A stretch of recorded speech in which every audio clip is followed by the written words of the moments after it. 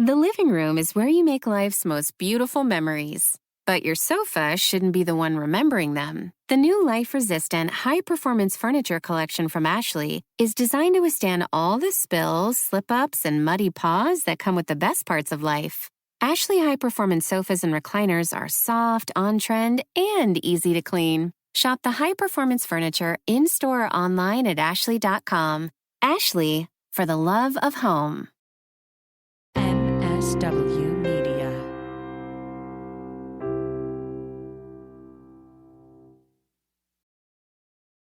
And so most of the legal basis for Justice Alito's draft opinion and his doctrine stems from a misogynistic so-called scholar from the 17th century who died before a single word of the Constitution was written.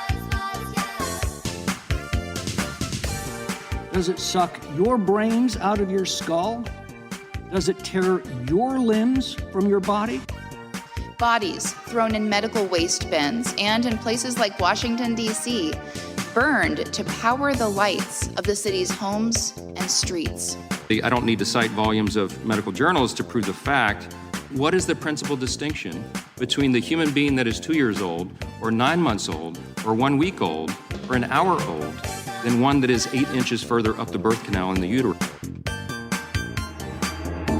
Do you believe that a mother should have the right, like, to drown a child, get rid of the child because of the mental stress and duress and problems that the mother is having? That it's been exposed that they are often even burned, incinerated in order to power our street lamps. Are pro-life policies racist? Absolutely not. This hearing today, although I wish we weren't having it based upon a leaked memo, is evidence of the process working.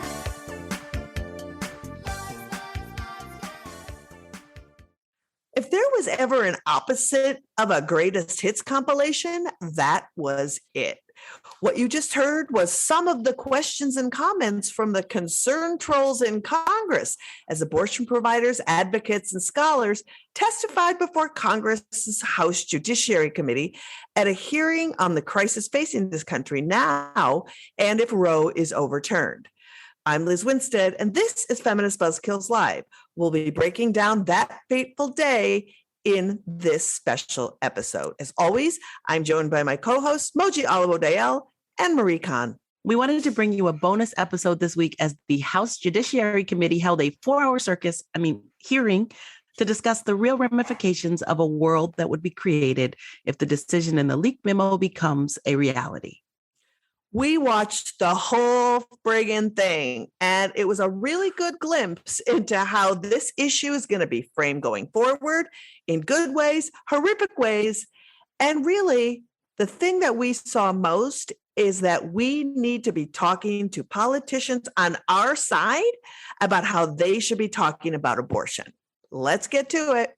So what happened was, for 6 hours, the House called a hearing because, rightly so, the Judiciary Committee, which oversees the Supreme Court, wanted to have a conversation about what happens in a post-Roe world and how our advocates, scholars, and providers going to deal with this. So they have hearings, right? They invited really, really incredible people. They invited Dr. Yashica Robinson from the Alabama Women's Center in Huntsville, Alabama, who's a doctor and owns the clinic with her partner. Aimee Arrambide from AVOW, Texas, our guest next week, by the way, and Dr. Michele Goodwin, who's a legal scholar. She's a regular guest on this pod and a board member of Abortion Access Front. And they were all three incredible. And then the wrong side of the aisle invites a woman named Catherine Glenn Foster. We will never invite her to this pod, Liz. Never invited her to be a board member. She will never party with us. She can't sit with us. She can't sit with us. Doesn't even go here. If we're on the Amtrak and she's near us, we are moving. I am walking. I am off the train and I am walking.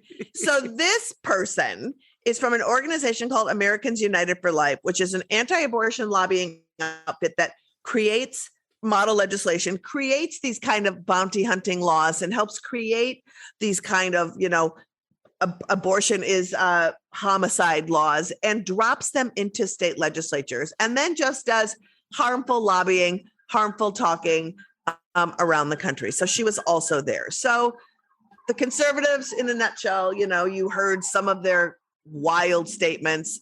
They also showed this profound disrespect for the abortion experts, grandstanding that the Democrats threw these hearings because they wanted to just ignore the leak, because that's the biggest part.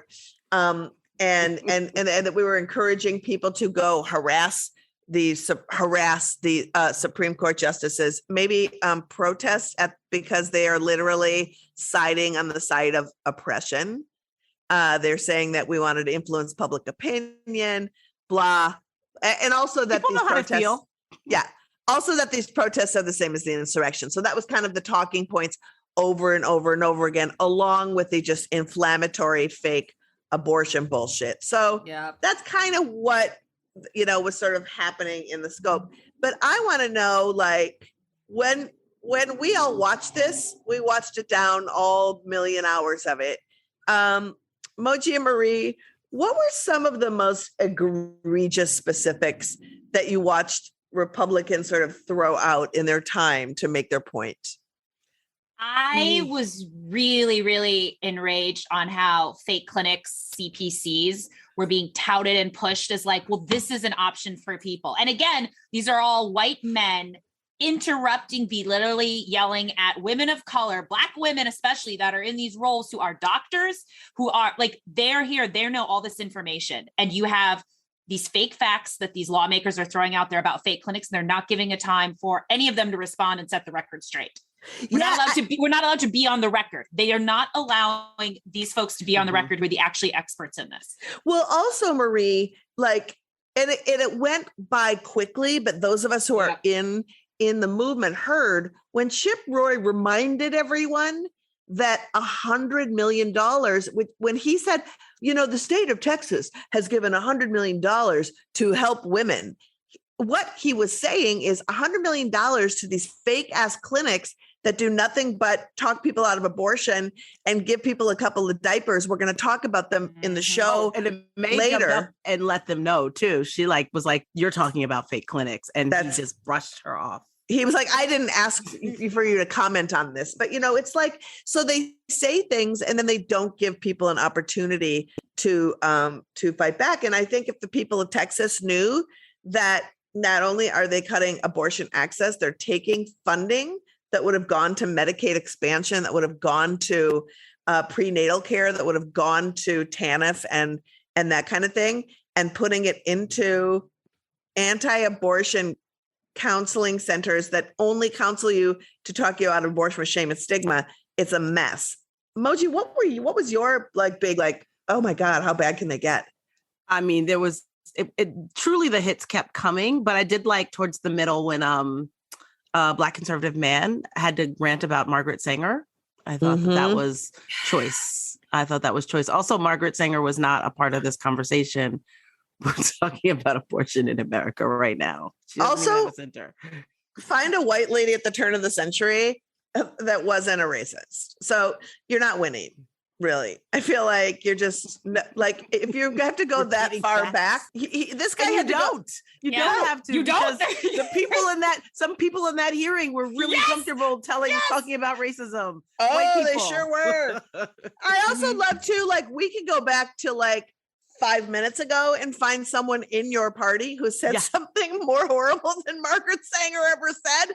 So it's a little odd. I found it so fascinating.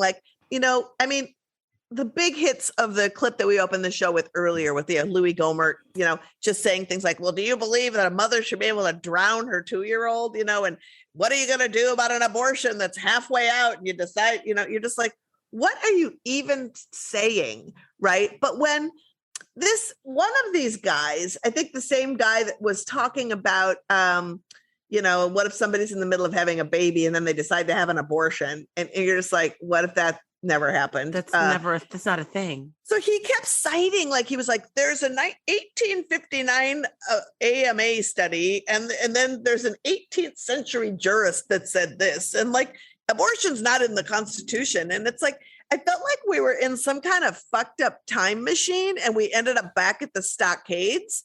You know, it's like, I'm now going to yield my time to Cotton Mather. It's like, what is happening? You know what else is not in the Constitution? Cell phones. And yet we regulate them.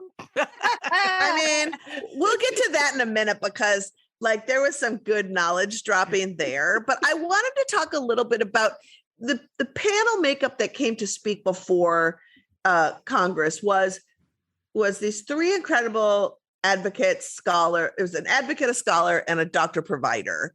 And then the right wing brought this horrible woman, who's this Catherine Glenn Foster, who proceeds to say that she had an abortion and then fell on her shame sword about her abortion, but then like got to go to law school because of her abortion. And like now no one gets abortions. Yes. Like this is a pattern with these people. Yes. They like to hoard all the abortions, put them in their past tense, and then keep anyone else from ever having one in the future. Remember when we were at the Supreme Court and that woman said she'd had 18 abortions and she was fighting against abortion, and it was like, so you just eat up all the abortions and then nobody has any left. Yeah, I was unclear that there was any abortions. And I mean, like, if you have 18 abortions, good for you. Like, you're just using it and that's your abortions and you're doing that. But then to have such rage against you doing a thing, you know, it's kind of like crying if you're eating a bag of Fritos and you can't stop. And it's like, I hate Fritos. Fuck you, Fritos. And you just keep eating. It's like, wait, you need some intervention here. It's kind of a mess. Catherine Glenn Foster gave us one of the choice statements of this hearing, where she let us know that the DC is powered by fetus. The lights in DC are powered by fetuses, I believe. That went on the congressional record. Yeah. And I think that while America is run on Dunkin, DC is run on fetuses, which is maybe why it's not. That's why it's same joke. We had the same joke list. Thank you very much, Moji. I love it. But like, she not only said it once, she said it twice. Yeah. And it was like, and it's not profoundly, but it's not the first time we've heard that.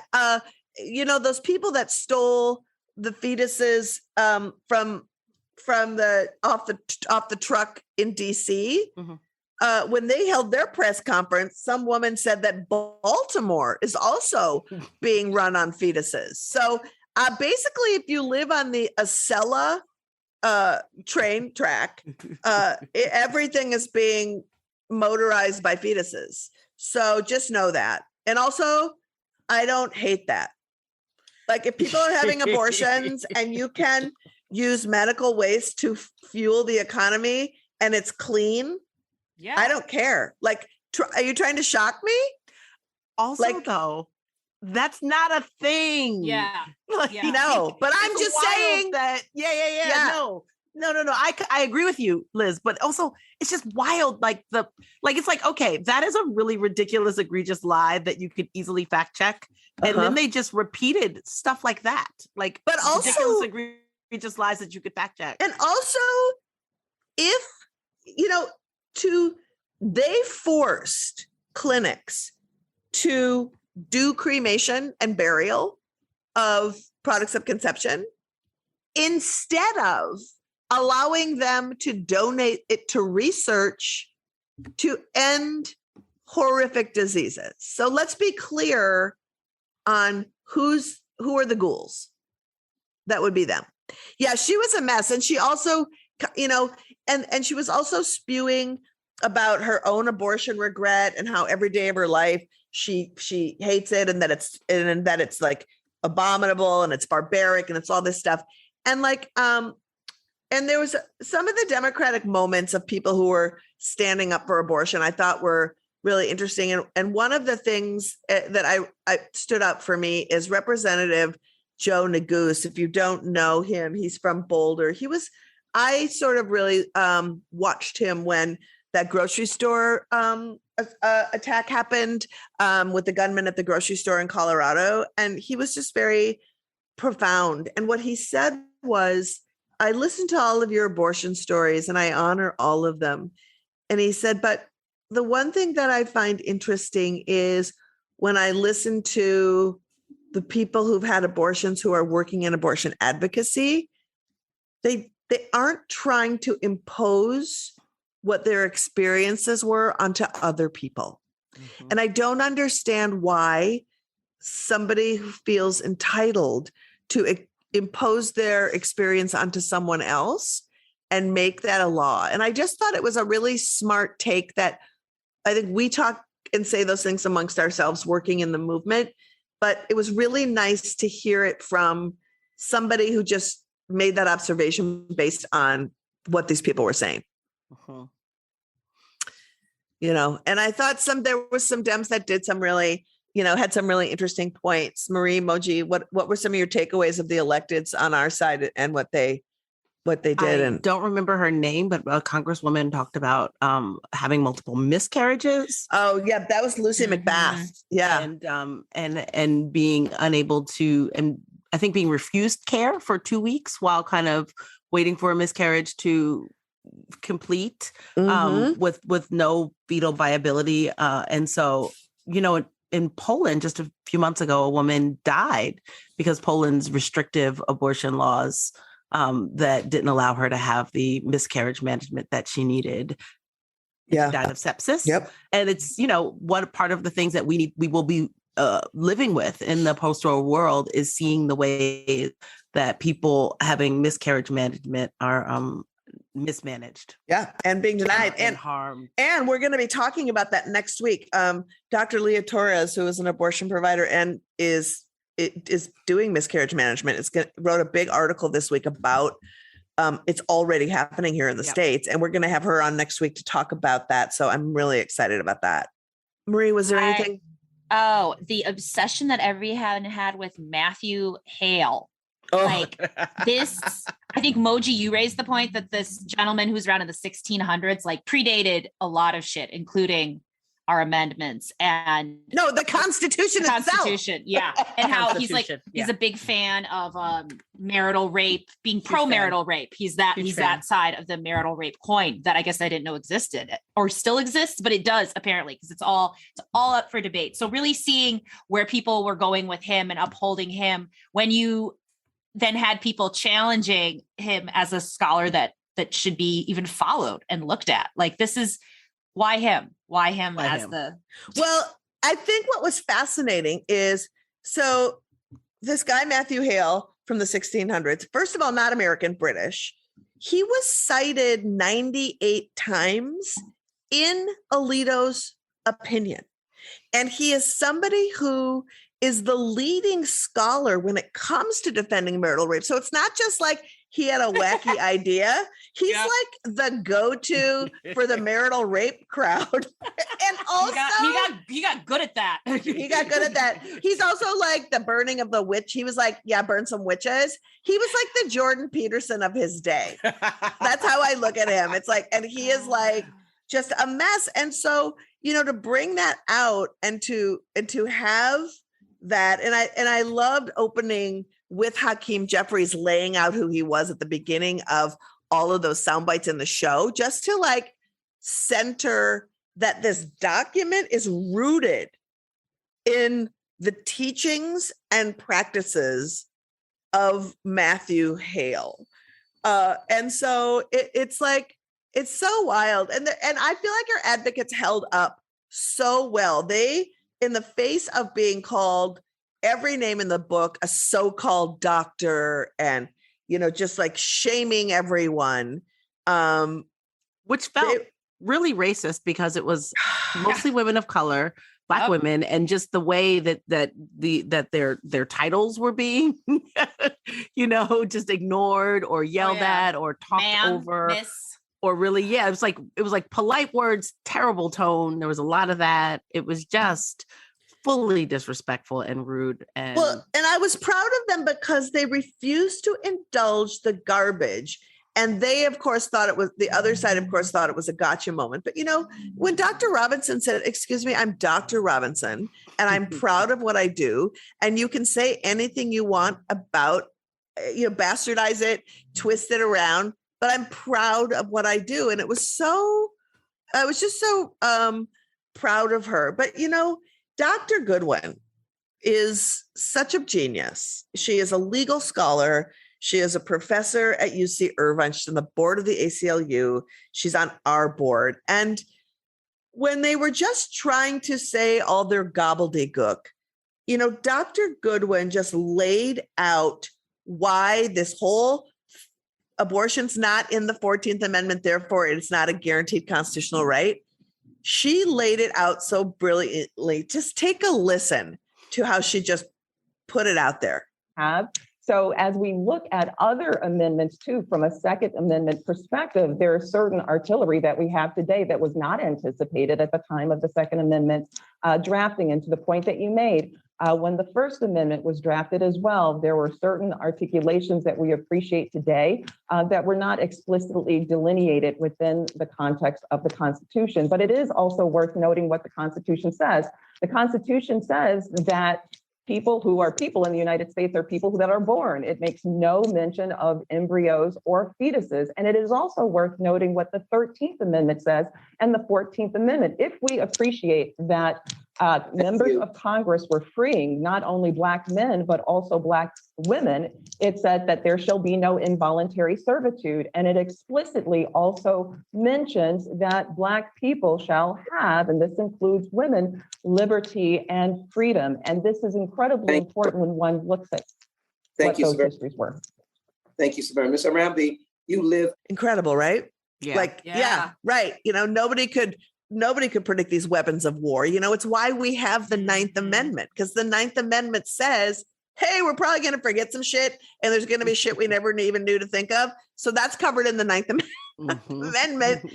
And so, it really does matter. And so I just thought that they all had such great things to say. And I really I love them. I feel like I was very proud of them for coming up and doing a thing. And I think what I want is we're going to put the links to all of their social handles in our show notes. And if you would pop them a note on Twitter at them and say, thank you for bringing yourselves to that panel and for talking about abortion and for providing and defending. And I think they really need some love. I think they were getting a lot of shit. Is there anything you guys wish you would have heard at the hearing? It was 6.5 hours and there was some things that I had thoughts about, but I'm just wondering what you guys thought. We talk a little bit about, Liz, how they wouldn't allow people to have a cogent conversation. They didn't get to actually put anything, which I feel like you were not allowing people to put things on the record. You're presenting folks with these ridiculous situations, like a baby that's mid-birth that you're suddenly going to abort, but it's a leap year. So you got to think about the weather pattern. They're throwing these left field questions at these doctors and then not allowing them to actually respond and give full spectrum answers. So I'm worrying about that. This inability, people need to actually be assessed real questions and be allowed to answer. I know these hearings, I feel like, are designed, no matter if it's this hearing or whatever, there's all this weird grandstanding. It's like, what would you say if a fetus could turn your uterus into a CrossFit? Would you abort it then? It's like, I don't know what you're talking about. I think, and maybe this is part of Democrats being a little too respectful, but I do think that there was a lot of not challenging crazy things. When this woman, what's her name again? Catherine Glenn Foster said what she said about the lights. Yeah. No one really said, what? Exactly. It was outrageous. And the other, when you are there to speak before Congress, you're not allowed to engage or engage with somebody. You have to talk directly to and answer questions that you are asked. You can't go, shut up, that's not true. You can't do that.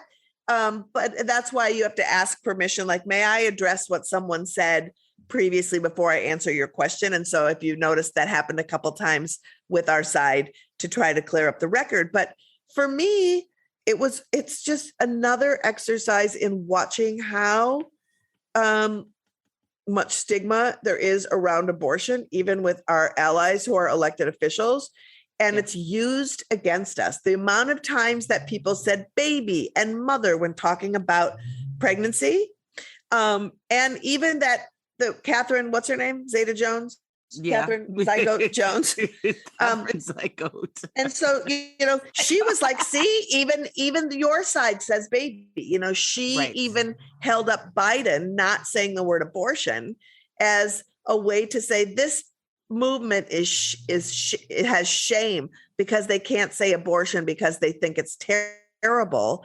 And I think that's really a problem. And I think that we need to lobby our legislators more and talk to them about abortion and talk to them about how to talk about abortion in a way that's obviously not done enough, because it's really a mess. And like holding these people accountable, I found it fascinating that they wouldn't commit the right to a federal ban on abortion because they know it is like everyone in America thinks that's a bridge too far. Yeah. And they wouldn't commit to it. But each of them were like, abortion's murder, you're murdering babies.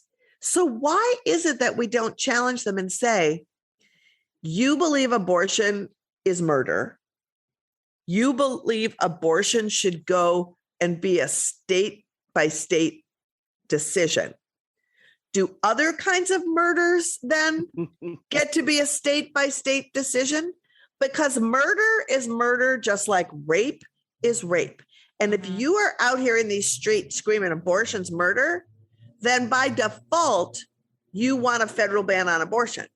Yeah. Because you can't go, I'm going to go to California and start doing some murdering. I think we need to hold them accountable to that. And so I don't know what was accomplished actually from these hearings because they were barely reported on after the fact. I think we were the only people watching them. Yeah. This might be the most concise three assessment. of us. Yeah. Because I went out and I was talking about them with people who, seem really smart and cool. And they were like, there were what hearings? Yeah. I know. What? And like, and people forget, like when you have hearings, you are putting things in the congressional record.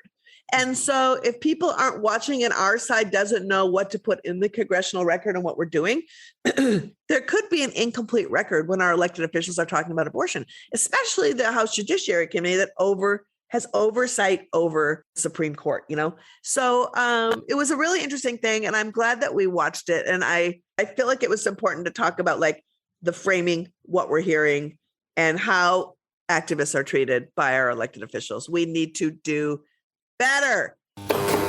Feminist Buzzkills Live, the podcast from Abortion Access Front. When BS is poppin', we pop off. New episodes drop Friday. Listen, subscribe, give us 5 stars, and join our Patreon at patreon.com/feministbuzzkills.